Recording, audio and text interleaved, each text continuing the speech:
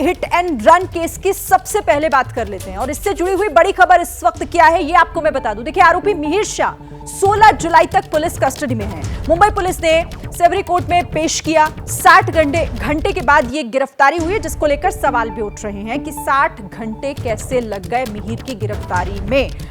सबसे पहले अपडेट क्या है, इसके लिए सीधे रुख करते हैं सूरज का। सूरज जी बिल्कुल, देखिए आज आरोपी को कोर्ट में पेश किया। मैं आपको दिखा दूं कि ये शिवड़ी कोर्ट है, जहां पर आरोपी को 3 बजे के करीब प्रोड्यूस किया गया था, जहां पर पुलिस ने कई सारी बातें कही और ये कहा कि आरोपी जिस वक्त इस घटना वारदात को अंजाम दिया उस वक्त उसके दाढ़ी थी, उसके बाल बड़े थे, लेकिन अब उसने अपना पूरा हुलिया चेंज कर लिया था। इसके अलावा गाड़ी का जो नंबर प्लेट है वो भी गायब है, तो वो कहीं ना कहीं फेंका गया होगा। उसकी तलाश करना ज़रूरी है। साथ ही कहा कि इसमें किन किन लोगों ने आरोपी को बचने में मदद की थी, उसे छुपाने में मदद की थी, तमाम चीज़ें हैं जिसका पता लगाना है और इस वजह से पुलिस ने ज़्यादा से ज़्यादा दिन की कस्टडी की मांग की। वहीं पर मिहिर के वकील ने कोर्ट में ये कहा कि इतना बड़ा एक्सीडेंट हुआ था, ऐसे में नंबर प्लेट कहीं गिर गया होगा। जानकारी दीजिएगा, मैं आपसे बात करूंगी। सूरज आप रहिए हमारे साथ। एक और बड़ी खबर है Mumbai hit and run case से जुड़ी हुई, जिसमें देखिए अब एक्शन लगातार देखने को मिल रहा है। पुलिस ने आरोपी के परिवार के बयान दर्ज किए हैं। क्राइम ब्रांच ने मां और बहन के भी बयान दर्ज किए हैं। घटना के बाद से ही पूरा परिवार गायब था, जिसको लेकर भी पुलिस लगातार तलाश कर रही थी। अब एक्शन में पूरी तरह मुंबई पुलिस दिखाई दे रही है। आरोपी के परिवार तक पहुंच गई है, जिनके बयान दर्ज किए जा रहे हैं। क्राइम ब्रांच ने मां और बहनों के बयान दर्ज कर लिए हैं आरोपी के। इस घटना के बाद से ही दोनों गायब चल रही थी, लेकिन अब पुलिस उनसे सवाल जवाब कर रही है। हिट एंड रन का गुनहगार, सवालों की भरमार क्या है, किस तरीके से सवाल खड़े हो रहे हैं आपको बताते हैं। देखिए, पहला सवाल है कि क्या मुंबई पुलिस ने मिहिर शाह को बचाने की कोशिश की, क्योंकि इस पर सवाल खड़ा हो रहा है। 3 दिन तक फरार मिहिर को किसने और कहां पर छिपाया था। 7 जुलाई की घटना, लेकिन गिरफ्तारी में 60 घंटे क्यों लग गए। अगला सवाल, मिहिर ने नशे में टक्कर मारी, बचाना था, इसीलिए गिरफ्तारी में देरी हुई क्या, इसलिए इतना समय लग गया। मिहिर के पिता को शिवसेना के पद से हटाया, आखिर पार्टी से क्यों नहीं निकाला, यह भी एक सवाल, क्योंकि इस पर सियासत भी हो रही है। आरोपी के पिता राजेश शाह के अंडरवर्ल्ड से संबंध में कितनी सच्चाई, क्योंकि यह एक आरोप लग रहा है कि उनके अंडरवर्ल्ड से संबंध भी हैं। लेकिन सबसे बेसिक सवाल सूरज जो उठ रहा है, जिस पर आदित्य ठाकरे भी सवाल उठा रहे थे कि भाई आपको इतना समय क्यों लग गया, 60 घंटे बाद इस आरोपी की गिरफ्तारी। जी बिल्कुल, देखिए मुंबई पुलिस से भी हमने यही सवाल पूछा था कि आखिर इतना लेट क्यों हो रहा है, इतनी देरी क्यों लग रही है आरोपी को पकड़ने में। तो ऐसे में पुलिस का ये पक्ष है कि आरोपी ने फ़ोन बंद कर लिया है और आरोपी किसी रिकॉर्ड पर का आरोपी नहीं है। पहली बार इसने कोई क्राइम किया है, इसी वजह से उसके कोई ट्रेस मिल नहीं रहे हैं। हालांकि पूरा परिवार कहीं ना कहीं आरोपी को छुपाने में मदद कर रहा था। इसी वजह से पुलिस ने आरोपी की माँ और 2 बहनों से भी पूछताछ की। इसके साथ साथ जितने लोग उसके जानने पहचानने वाले हैं, ऐसे कुल 12 लोगों से पूछताछ की गई। तब जाकर पुलिस ने थाने के कई इलाकों में छापेमारी की और फिर जाके कहीं ना कहीं कुछ इनको इन्फॉर्मेशन मिली, जिसके बेसिस पर मिहिर शाह को गिरफ्तार किया गया। और इसी वजह से पुलिस को कस्टडी भी चाहिए कि उन्हें पता चल सके कि आरोपी को किन किन लोगों ने छुपाने में मदद की थी। जाहिर है, लेकिन सवाल तो पुलिस से भी है कि आपने इतना समय क्यों लगा दिया। आरोपी का कबूलनामा, हिट एंड रन केस में आरोपी ने कबूल कर लिया है मिहिर शाह ने कि उसी ने गाड़ी ड्राइव की थी, कार वही चला रहा था। मिहिर ने यह भी मान लिया कि ड्राइवर सीट पर वही था उस वक्त। पुलिस ने मिहिर का ब्लड सैंपल भी कलेक्ट कर लिया है। तो पुलिस की गिरफ्त में है मिहिर शाह और अब उससे पूछताछ, सवाल जवाब हो रहे हैं। अब उसने ये बात भी कबूल कर ली है कि कार वही चला रहा था। लेकिन 60 घंटे के बाद भले ये गिरफ्तारी हुई हो, लेकिन इसको लेकर अब आपको ये बताते हैं कि आखिर हिट एंड रन का गुनहगार पकड़ा कैसे गया, पुलिस उस तक कैसे पहुंची। तो आपको मैं यहाँ पे ये बता दूं, देखिए 7 जुलाई की सुबह 5:30 बजे ये हादसा हुआ था। मिहिर ने पिता को फोन किया, पिता ने कहा कि सबसे पहले वहां से भाग जाओ। कार और ड्राइवर को बांद्रा के कलानगर छोड़कर वहां से मिहिर शाह भाग गया था। अब रिक्शा से गोरेगांव में गर्लफ्रेंड के घर गया वो सबसे पहले, जो जानकारी मिल रही है। गर्लफ्रेंड ने मिहिर की बहन को फोन करके बुलाया, वहां पर पहले बहन को बुलाया, फिर मिहिर को लेकर बहन बोरीवली अपने घर चली गई। तो कहां पर रहा, कहां छिपा, ये बता रहे हैं आपको। मिहिर को लेकर मां बहन मुंबई से 70 किलोमीटर दूर चले गए। शाहपुर के रिजॉर्ट से मिहिर विरार में दोस्त के पास आया। लगातार वो जगह बदलता रहा। पुलिस, परिवार, दोस्त, करीबी, गर्लफ्रेंड सबका फोन ट्रैक इस दौरान कर रही थी और उसी के बाद ये चीजें खुलकर आई सामने। 9 जुलाई की सुबह विरार वाले दोस्त का फोन ऑन हुआ। फोन जैसे ही ऑन हुआ, पुलिस को लोकेशन मिली और फिर मिहिर की गिरफ्तारी हुई है। शाहपुर के रिजॉर्ट से मां बहनों को भी हिरासत में लिया गया और फिर मां बहनों के बयान भी दर्ज हुए। तो पूरा आपने देखा कि किस तरीके से वो कैसे लगातार अलग अलग जगह बदल रहा था। उसने कई दोस्तों के यहां पर, गर्लफ्रेंड के यहां पर शरण ली ताकि वो बच सके, लेकिन आखिरकार 60 घंटों के बाद ही ये गिरफ्तारी हो पाई है और अब इस मामले में पूछताछ का सिलसिला शुरू हो गया है। तो सूरज, आपसे समझते हैं कि इस मामले में देखिए कहां रहा, किस किस के पास कितना समय रहा, ये सब तो खुलकर सामने आ गया, लेकिन मदद क्योंकि बड़े स्तर पर हो रही थी उसकी, वो छिप रहा था, पुलिस की पहुंच से बच रहा था, तो इसके पीछे एक नहीं, दो नहीं, कई चेहरे होंगे। उस तक कैसे, उनका खुलासा कब होगा, कैसे होगा? जी, इसी वजह से तो मुंबई पुलिस ने आरोपी की कस्टडी की मांग की। मुंबई पुलिस का साफ तौर पे यही कहना था कि आरोपी की मदद कोई तो है जो कर रहा था और कोई एक शख्स नहीं कर रहा था, बहुत से लोग मदद कर रहे थे और इसी वजह से उसे पकड़ पाना बड़ा ही मुश्किल हो गया था मुंबई पुलिस के लिए और आरोपी को इंस्ट्रक्शंस भी दिए जा रहे थे। देखिए, आज आरोपी जब आया तो वो क्लीन शेव था, उसने अपने बाल कटवाए थे, तो पुलिस ने ये भी कहा कि क्या आरोपी को अपनी वेशभूषा भी बदलने के लिए किसी ने इंस्ट्रक्शन दिए। और देखिए, इतनी सफाई से बाल और दाढ़ी कटवाना, यानी कि किसी को तो बुलाया गया होगा या फिर किसी शॉप पर ले जाया गया होगा, तो तमाम तरह की चीज़ें हैं। हर कोई मुहैया करा रहा था एक सेफ पैसेज मिहिर शाह को, ताकि वो पुलिस की गिरफ्त से दूर रह सके। लेकिन फाइनली मुंबई पुलिस के हाथ उस तक पहुंचे, लेकिन जब पहुंचे तब तक बहुत देर हो गई थी, करीब 60 घंटे से ज्यादा का समय बीत गया था और आखिरकार मिहिर की गिरफ्तारी हुई। सवाल खड़े किए जा रहे हैं सरकार पर भी, पुलिस प्रशासन पर भी। मुंबई में पीड़ित परिवार से मिले आदित्य ठाकरे और उन्होंने ये कहा कि मिहिर शाह के घर पर भी बुलडोजर चले, परिवार को जल्द न्याय मिले। आदित्य ने गिरफ्तारी में देरी पर भी सवाल खड़े किए और कहा कि यह हादसा नहीं है, यह हत्या है। तो मिहिर के घर पर भी बुलडोजर की कार्रवाई की मांग आदित्य ठाकरे ने की है। आदित्य ठाकरे पीड़ित परिवार से मिलने घर पहुंचे थे और मुलाकात के बाद उन्होंने ये मांग रखी है और साथ ही ये भी कहा कि ये कोई हादसा नहीं है, ये तो हत्या है। मुंबई हिट एंड रन मामले पर अब मुख्यमंत्री शिंदे का भी बयान सामने आया, जो कह रहे हैं कि किसी भी दोषी को बख्शा नहीं जाएगा। विपक्ष का काम इसमें सिर्फ आरोप लगाना है, सरकार किसी को भी सपोर्ट नहीं कर रही है, हम पीड़ित परिवार के साथ खड़े हैं। तो मुख्यमंत्री शिंदे का भी बयान इस मामले में अब सामने आ गया है, जो कह रहे हैं कि इसमें कोई राजनीति करने की जरूरत नहीं है, जो भी दोषी होगा उसे बख्शा नहीं जाएगा। अच्छा, Worli hit and run case में सियासत अब चौतरफा हो रही है। कांग्रेस के नेता हैं विजय वडेट्टीवार, जिनका बयान सामने आया, सरकार पुलिस ने घटना को दबाने की कोशिश की है। पूरे मामले की हाई लेवल जांच की मांग यहां पर वडेट्टीवार ने की है। तो सियासत अब जोरों पर है। जाहिर है सरकार की मुश्किलें इस मामले में बढ़ेंगी सूरज, क्योंकि सीधे सीधे ये कहा जा रहा है कि भाई आप लोगों ने बचाने का काम किया है, चाहे सरकार हो चाहे पुलिस हो।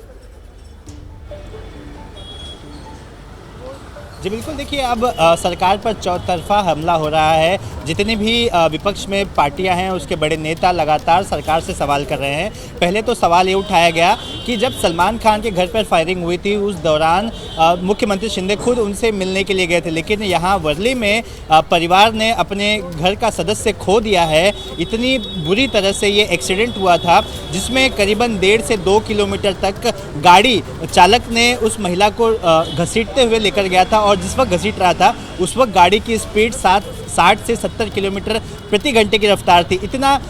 इतनी बुरी तरह से और इतना भयानक ये एक्सीडेंट था, इसके बावजूद भी मुख्यमंत्री के पास समय नहीं है कि जाकर वो पीड़ित परिवार से मिले। यहाँ पर गरीबी और अमीरी की बात विपक्ष करना शुरू कर दिया। तो तमाम तरह के आरोप अब विपक्ष लगा रहा है।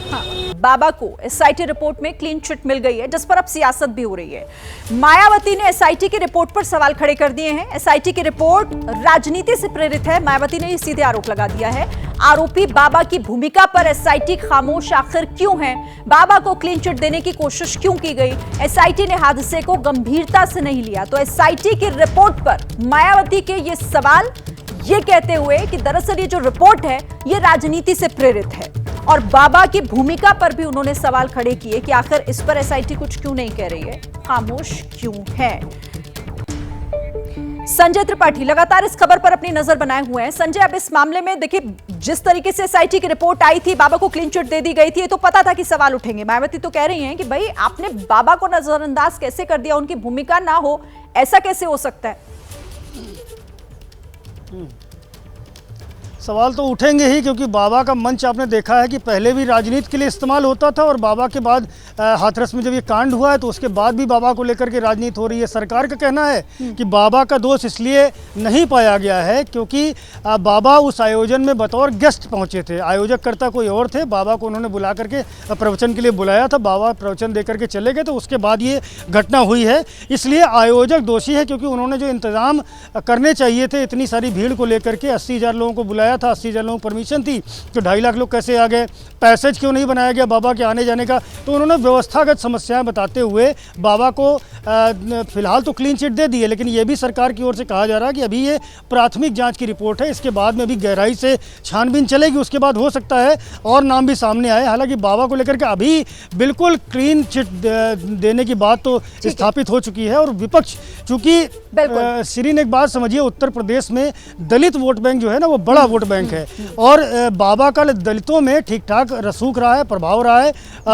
ऐसे में सरकार के जो सूत्र हैं उनका ये दावा है कि नहीं चाहते कि बाबा पर कोई कार्रवाई करें, तो दलित वोट बैंक उनका नाराज हो जाए। हाल ही में लोकसभा के इलेक्शन हुआ, आपने देखा किस तरह से ये तमाम सवाल जो हैं वो और पुख्ता हो जाते हैं, और जो मायावती जिस तरफ इशारा कर रही हैं उस पर भी फिर सोचने को मजबूर करते हैं। देखिए, बाबा पर सियासी मेहरबानी क्यों, और इसके कुछ संकेत आप ये बिग बॉल के जरिए समझिए। हाथरस कांड गंभीर सवाल है ये, और एसआईटी रिपोर्ट में जिस तरीके से बाबा को क्लीन चिट दे दी गई है, उस पर अगर ये कहा जाए, मायावती ये कह रही हैं कि वो दरअसल पूरी तरीके से राजनीति से प्रेरित है, तो उसमें कुछ गलत नजर नहीं आता।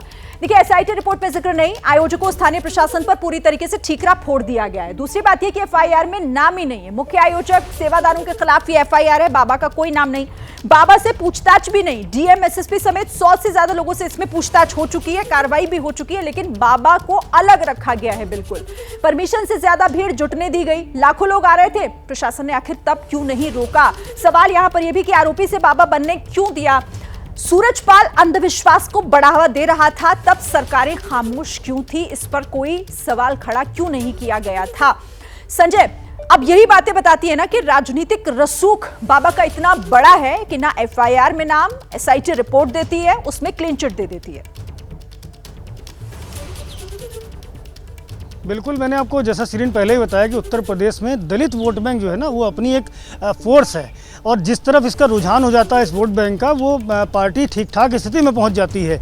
आपने देखा कि इस बार के जो लोकसभा चुनाव हैं उसमें से भारतीय जनता पार्टी और बसपा जो दोनों दलित वोट बैंक पर दावा कर रहे थे, दोनों से ये वोट बैंक खिसक गया, और समाजवादी पार्टी और कांग्रेस के प्रत्याशी अप्रत्याशित रूप से जीते हैं। तो दलित वोट बैंक को कहीं ना कहीं अपने थोड़ा सॉफ्ट रखने के लिए ये पूरी की पूरी जो कवायद मानी जा रही है, और इसी को लेकर के मायावती साफ तौर पर हमला बोल रही है, क्योंकि मायावती नहीं चाहती हैं कि दलितों के बीच में, दलित वोट बैंक के बीच में कोई दूसरा ध्रुव बन जाए, कोई नया, कोई बड़ा नेता या कोई भी रसूखदार व्यक्ति पनपे। आपने देखा चंद्रशेखर आजाद जो दलितों में अपनी पैठ बनाने में उतरे थे, तो मायावती ने और बहुजन समाज पार्टी ने उन पर भी हमला बोला है। तो ये लाजमी बात है कि जब भी ऐसी कोई बात होगी और दलित नेता कोई सामने आएगा, तो बहुजन समाज पार्टी निश्चित रूप से खेल वोट बैंक का है, और उसी वोट बैंक की वजह से बाबा को किनारे रखा जा रहा है इस पूरे घटनाक्रम से। ठीक है, भले ही एसआईटी ने अपनी रिपोर्ट में बाबा को क्लीन चिट दे दी हो, लेकिन इस हादसे के बाद बाबा के लिए संतों में गुस्सा काफी बढ़ गया है। प्रयागराज के तीर्थ पुरोहितों ने मोर्चा खोल दिया है बाबा के खिलाफ। महाकुंभ में सूरजपाल की एंट्री पर रोक की मांग की है। संतों ने बाबा के खिलाफ कड़ी कार्रवाई की भी मांग की है, तो संतों ने मोर्चा खोल दिया है बाबा सूरजपाल के खिलाफ। महाकुंभ में सूरजपाल को एंट्री ना दी जाए, इस पर रोक की मांग की जा रही है, और साथ ही बाबा के खिलाफ कड़ी कार्रवाई हो, ये संत समाज मांग कर रहा है। तो देखिए, अब कई तरह के सवाल खड़े हो रहे हैं। कुछ सवाल आपको यहां पर हाथरस कांड के बाद जो उठ रहे हैं उस पर नजर डालते हैं। देखिए, पहला सवाल ये कि एसआईटी रिपोर्ट में सूरजपाल को क्लीन चिट क्यों दी गई है, ये एक सवाल है। सवाल ये भी कि 121 मौत के गुनहगार को एसआईटी के छूट देने की वजह आखिर क्या है, ये समझना होगा। यहां पर सूरजपाल को बचाने के लिए आयोजक के नाम पर ठीकरा क्यों फोड़ा जा रहा है। यहां सवाल ये भी उठता है कि वकील एपी सिंह की जहरीले स्प्रे वाली जो थ्योरी है वो गुमराह करने के लिए थी क्या? क्योंकि उन्होंने यही कहा था कि वजह यह है जिसकी वजह से मौत हुई 121 लोगों की। और ऐसे बहुत सारे सवाल हैं जो अब उठते हैं यहां पर, जिनका जवाब अभी भी वो तमाम परिवार तलाश कर रहे हैं जिन्होंने अपनों को खोया है। बात कर लेते हैं, मॉनसून ने दस्तक दी और कैसे लोगों के लिए परेशानी बढ़ गई। उत्तराखंड की बात करें तो चमोली में भीषण लैंडस्लाइड हुआ है। बद्रीनाथ हाईवे पर चट्टान टूटकर सड़क पर आ गई। पाताल गंगा के पास हाईवे बंद हो गया इस वजह से। डरा देने वाली तस्वीरें उत्तराखंड से सामने आ रही हैं। बड़े बड़े बोल्डर पहाड़ों से गिरकर कैसे लोगों के रास्ते में आ रहे हैं, जरा आप इन तस्वीरों को देखिए। लैंडस्लाइड हुआ है भीषण, जिसकी वजह से पाताल गंगा के पास हाईवे ब्लॉक हो गया है, बंद हो गया। तो मॉनसून में पहाड़ पर कैसे हर साल परेशानी बढ़ जाती है। चट्टानें गिरकर लोगों के रिहायशी इलाकों तक में आ जाती हैं। और देखिए चमोली में पिछले कुछ दिनों में किस तरीके से लैंडस्लाइड की घटनाएं हुई, लोगों की परेशानी उसने बढ़ा दी है। आपको इसी से जुड़ी हुई कुछ तस्वीरें दिखाते हैं। पहली तस्वीर आज की है जब बद्रीनाथ हाईवे पर एक बार फिर लैंडस्लाइड हुआ। दूसरी तस्वीर 9 जुलाई की है और तीसरी तस्वीर 4 जुलाई की। इस दिन भी बद्रीनाथ हाईवे मलबा आने की वजह से बंद हो गया था। तो लगातार पहाड़ से जो मलबा नीचे आ रहा है, जो बड़े बड़े बोल्डर, पहाड़ का हिस्सा, पहाड़ दरक रहे हैं, वो रिहायशी इलाकों में लोगों की मुसीबत बढ़ा रहा है। 3 तस्वीरें आपके सामने।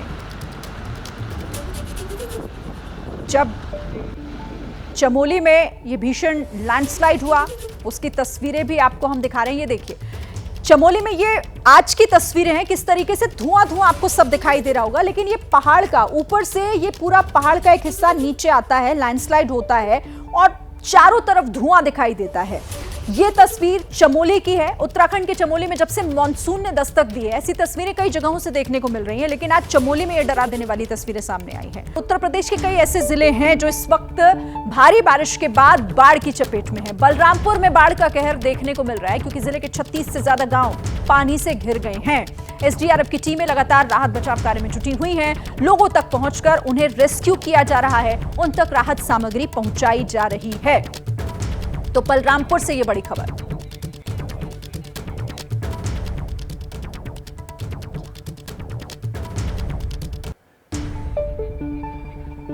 तो बलरामपुर में इस वक्त स्थिति काफी मुश्किलों भरी हो गई है। ये देखिए आप, सड़कों पर कैसे सैलाब दिखाई दे रहा है। लोगों के घरों में भी अब पानी घुस गया है। लोग इंतजार कर रहे हैं मदद का। ये देखिए कमर से भी ऊपर पानी, और इसी को पार कर दूसरी जगह जाने को मजबूर हैं लोग। छोटे छोटे बच्चे जो इस वक्त बेघर हो गए हैं, घरों को छोड़कर सुरक्षित स्थानों पर जाना पड़ रहा है क्योंकि कोई दूसरा चारा नहीं। एसडीआरएफ को भी आपने देखा कैसे लोगों तक मदद पहुंचाई जा रही है। तो बारिश के बाद जनता पर महंगाई की भी मार पड़ रही है। सब्जियों के दाम जो है वो आसमान छू रहे हैं, जबरदस्त इजाफा उनमें हुआ है। आम लोगों की रसोई का बजट पूरा बिगड़ गया है।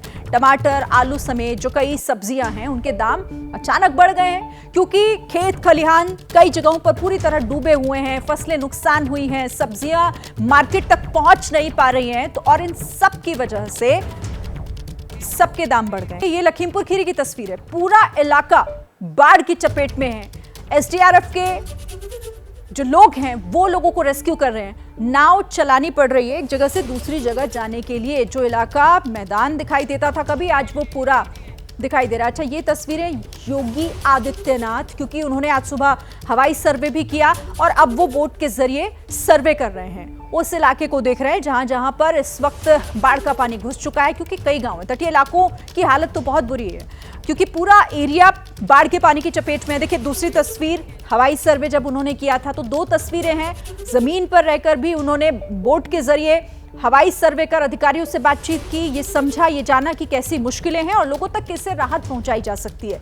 दूसरी तस्वीर, सुबह जब वो हवाई सर्वे कर रहे थे उस पूरे इलाके का उन्होंने जायजा लेने की कोशिश की जो लखीमपुर और उसके आसपास का एरिया है जहां कई गांव ऐसे हैं जो पूरी तरह बाढ़ की चपेट में आ गए हैं। लोगों के घर डूब गए हैं, लोगों के पास खाने का सामान उपलब्ध नहीं है।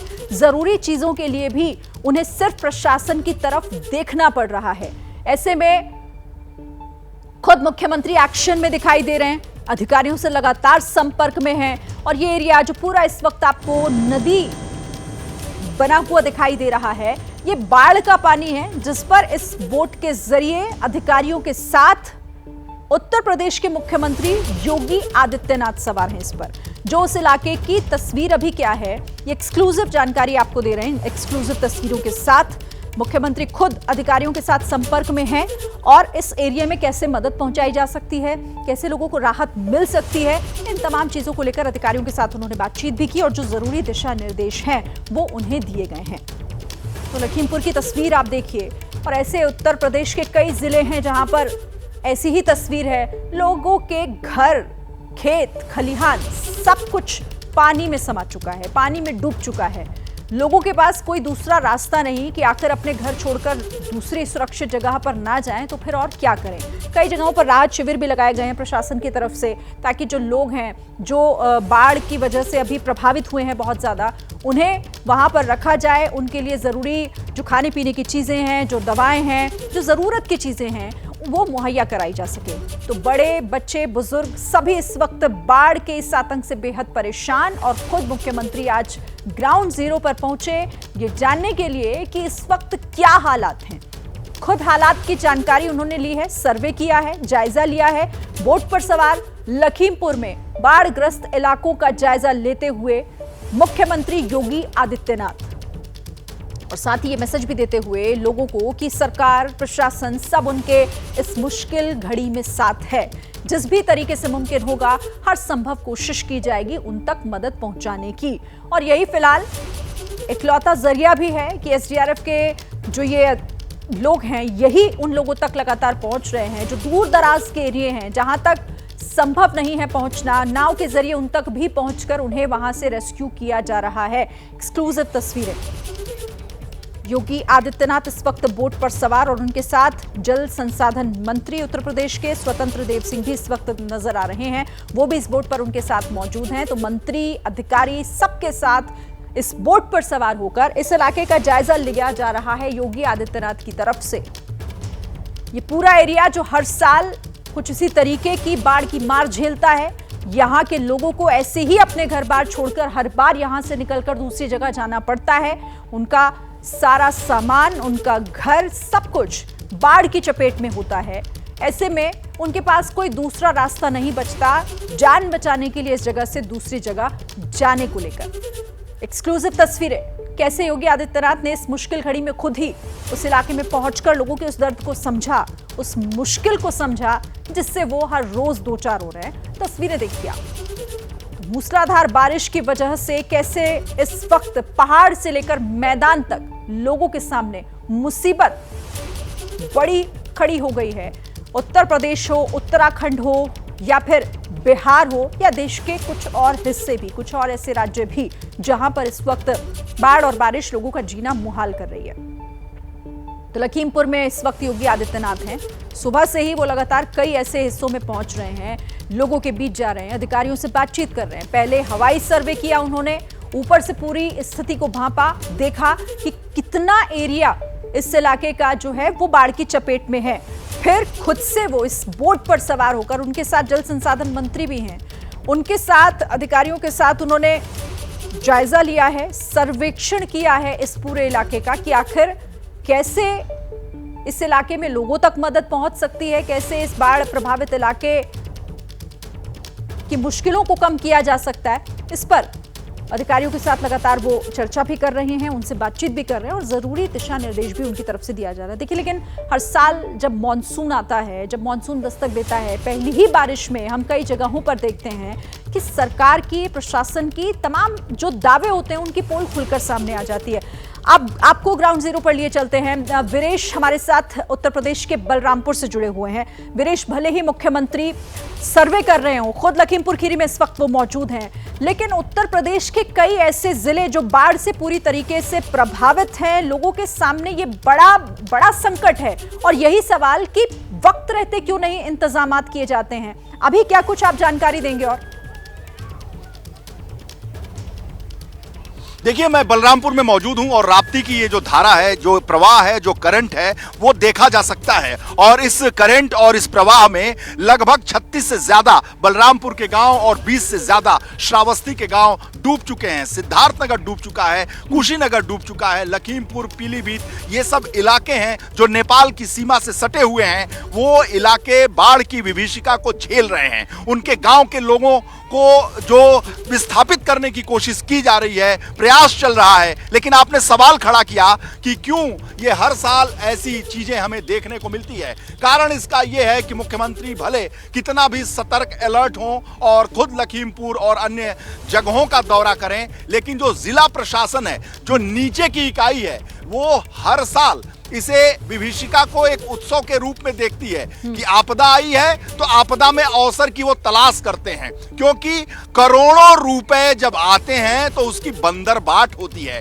और जब बंदरबाट होती है तो सबके घर भरते हैं, और जब घर भरते हैं तो लोगों के घर पानी से भर जाते हैं, और ये पानी से और ये प्रवाह लोगों के घरों में घुस रहा है और खाने को ठिकाना नहीं। जिला प्रशासन, अभी मैंने बात किया बलरामपुर में लोगों के घरों में जाकर, तो प्रशासन अभी उनकी सुध नहीं ले रहा है। सड़कों पर पहुंचे हुए हैं, लेकिन प्रशासन की तरफ से अभी कोई नहीं आया है। बारिश के बाद बाढ़ के हालात तो हैं, जनता पर महंगाई की मार भी पड़ रही है। सब्जियों के जो दाम है उनमें काफी इजाफा देखा जा रहा है। आम लोगों की रसोई का पूरा बजट बिगड़ गया है। टमाटर, आलू समेत जो दूसरी सब्जियां हैं उनके दाम आसमान छू रहे हैं। अचानक जब बाढ़ और बारिश की स्थिति है तो ऐसे में सब्जियों के दाम बढ़ जाते हैं। हर बार इसी तरीके की स्थिति होती है और किचन का जो बजट है वो पूरा बिगड़ जाता है।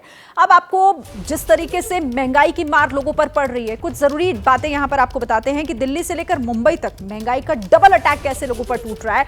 ये देखिए, दिल्ली के गाजीपुर मंडी का हाल देखिए। धनिया 100 से 120 रुपए प्रति किलो बिक रहा है। मुंबई के दादर मंडी में यहां पर मटर 220 रुपए किलो। प्याज की कीमत 50 रुपए दिल्ली में है। भिंडी की कीमत 45 से 50 है। दूसरी तरफ मुंबई में आलू की कीमत 40 से 60 रुपए प्रति किलो और प्याज की कीमत भी यहां पर लगातार बढ़ रही है।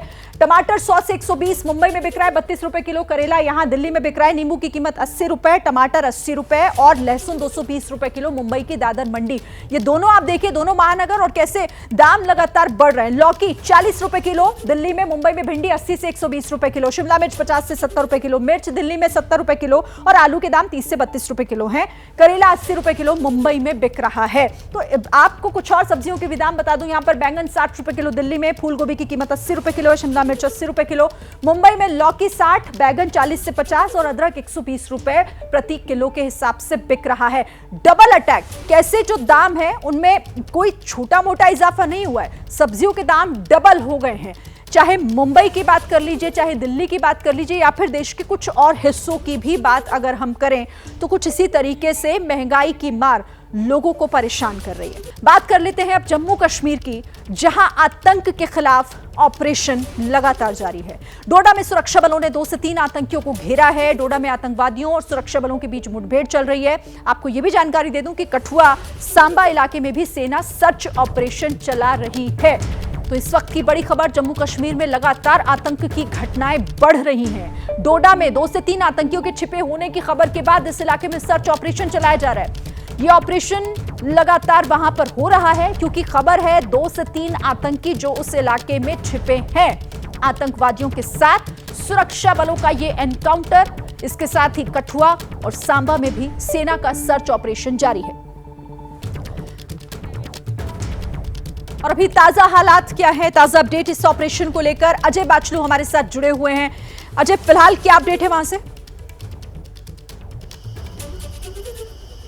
देखिए, यहाँ पर अपडेट ये है कि डोडा हो या फिर कठुआ का बिलावर का इलाका हो, बिलावर के ऊपर का इलाका हो, मल्हार जहाँ पर प्रिसाइसली बताऊँ, दोनों जगह पर सुरक्षा बलों के व्यापक ऑपरेशन चल रहे हैं। ऑपरेशंस की निगरानी सेना और पुलिस के वरिष्ठ अधिकारी कर रहे हैं और लगातार वहां पर चप्पे चप्पे को खंगाला जा रहा है। लेकिन दिक्कत सबसे बड़ी जो दोनों जगहों पर है, चाहे वो डोडा हो या चाहे वो बिलावर हो, दोनों जगह पर दिक्कत यह है कि काफ़ी घने जंगल है। मौसम सबसे बड़ी चुनौती बना हुआ है। लगातार यहाँ रुक रुक के बारिश हो रही है और ख़ास तौर पर बिलावर के इलाके की मैं बात करूँ, वहाँ काफ़ी धुंध छाई हुई है और ऐसे में सुरक्षा बलों को एहतियात बरत के एक एक कदम आगे बढ़ाना पड़ रहा है, क्योंकि जो आतंकी छिपे हैं वो आधुनिक हथियारों से लैस है। तो ऐसे में कोई जोखिम नहीं उठाना चाहते सुरक्षा बल, और ऐसे में दोनों जगह पर ही, डोडा में भी और बिलावर में भी लगातार सर्च ऑपरेशन को आगे बढ़ाया जा रहा है। लेकिन दिक्कतें काफ़ी हैं, लेकिन उन दिक्कतों का सामना करते हुए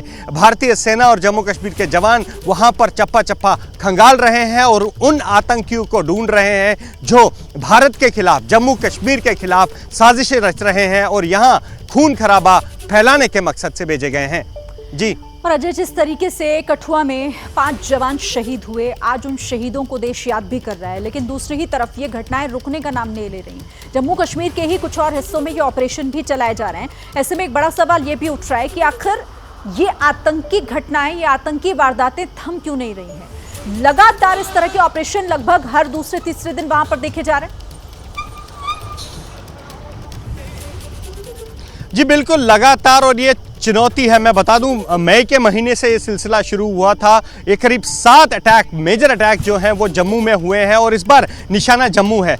2 इसमें महत्वपूर्ण पॉइंट्स मैं बताना चाहता हूं। पहला ये कि जम्मू में अंतर्राष्ट्रीय सीमा को पार करके इन इलाकों तक पहुंचना बहुत आसान है। यहां पर आतंकियों को किसी गाइड की ज़रूरत नहीं होती और यहां पर इंटरनेशनल हाईवे से, कई जगह पर इंटरनेशनल बॉर्डर से हाईवे की दूरी कुछ किलोमीटर की है। तो आप समझ सकते हैं कि यहां से पार करना बहुत आसान है। और दूसरा, जिन इलाकों में ये आतंक फैला रहे हैं वो कुछ समय पहले तक मिलिटेंसी फ्री जोन डिक्लेयर कर गए थे। मैं कठुआ की बात करूं, सांबा की बात करूं, यहां पर आतंक बिल्कुल खत्म हो चुका था, लेकिन अब वहां पर रिवाइव करने के मकसद से, वहां पर शांति भंग करने के मकसद से। ठीक है अजय, आप रहिएगा हमारे साथ। रूस से ऑस्ट्रिया पहुंचे प्रधानमंत्री नरेंद्र मोदी ने आतंकवाद का जिक्र किया और इस पर 2 टूक उनकी कि आतंकवाद को स्वीकार नहीं किया जा सकता, आतंकवाद को कोई जस्टिफाई नहीं कर सकता। जब वो रूस में थे, जब वो पुतिन से बात कर रहे थे, तब भी उन्होंने आतंकवाद को लेकर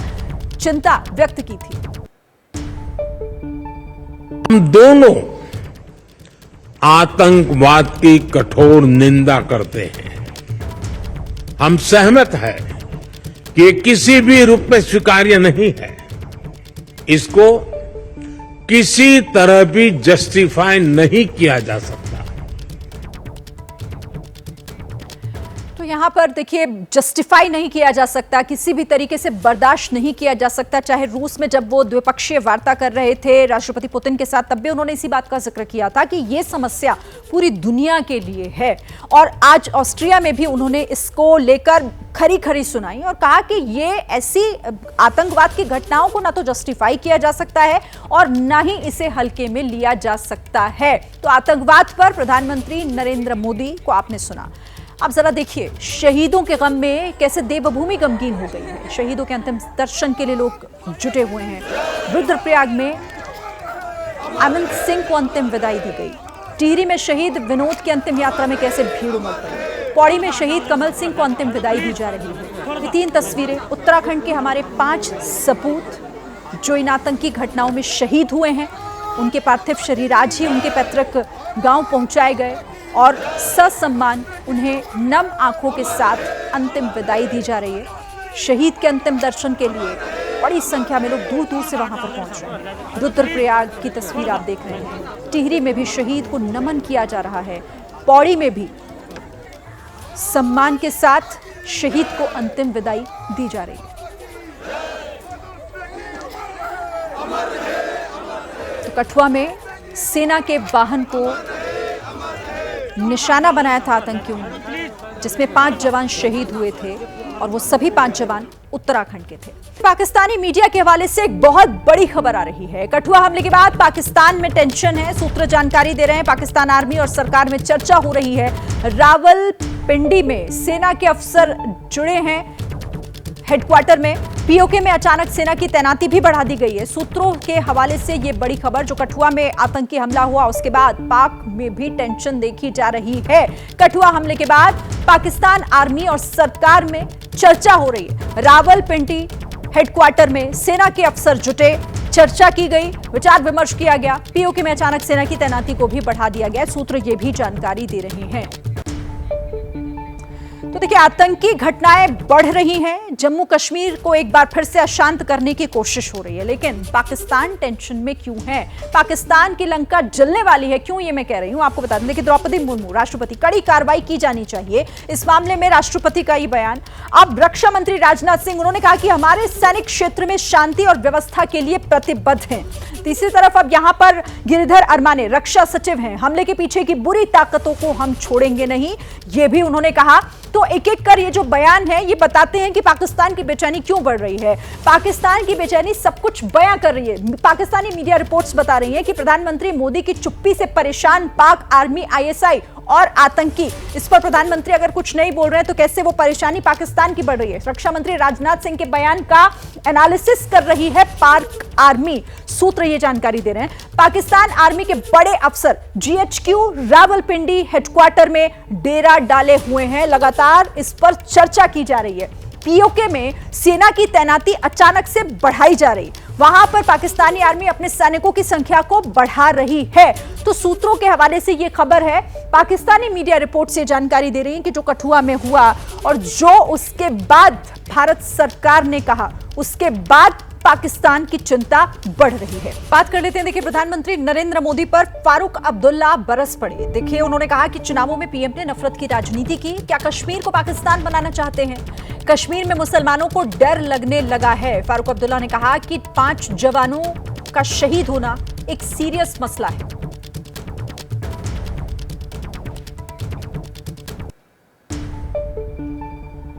इलेक्शन में हमारे वजीर आजम ने नफरत को बढ़ाया। अल्लाह करे कि वो अब आगे न कर इसको बढ़ाए। तो लड़ाई कब बंद होगी? जल्दी लड़ाई होगी और आपकी मेरी बर्बादी होगी।